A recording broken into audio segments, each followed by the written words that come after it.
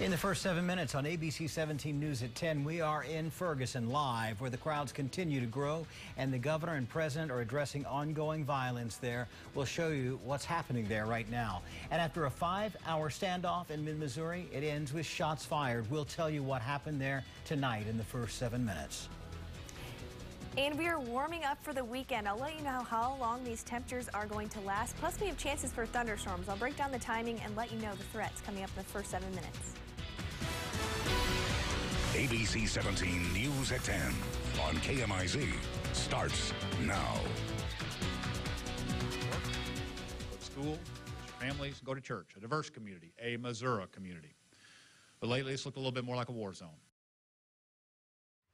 It started with just hundreds, and right now thousands of protesters are gathering in the St. Louis suburb of Ferguson. Good evening.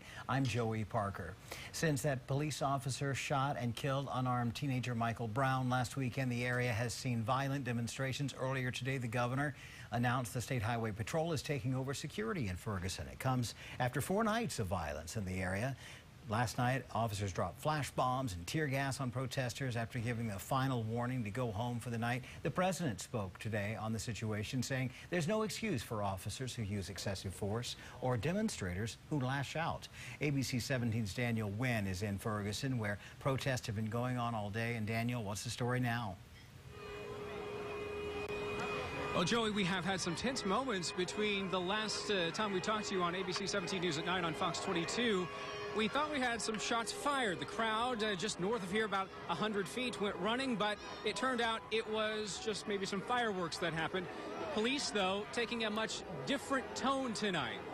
You'll notice behind me there are no armored personnel carriers. There are no police in paratrooper gear, if you will. Tonight, the police are just walking amongst the crowd, and this crowd is quite a jubilant one at that. You can see over here, if we can pan over here to my right, cars in the streets of West Florissant Avenue. Traffic has been backed up now for several hours, and the crowd has been quite excited.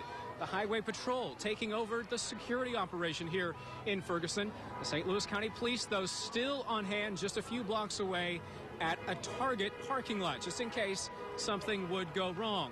National media over here to my left, if you can see on the other side of that sign, Captain Ron Johnson with the Highway Patrol. He is now heading this operation here in Ferguson.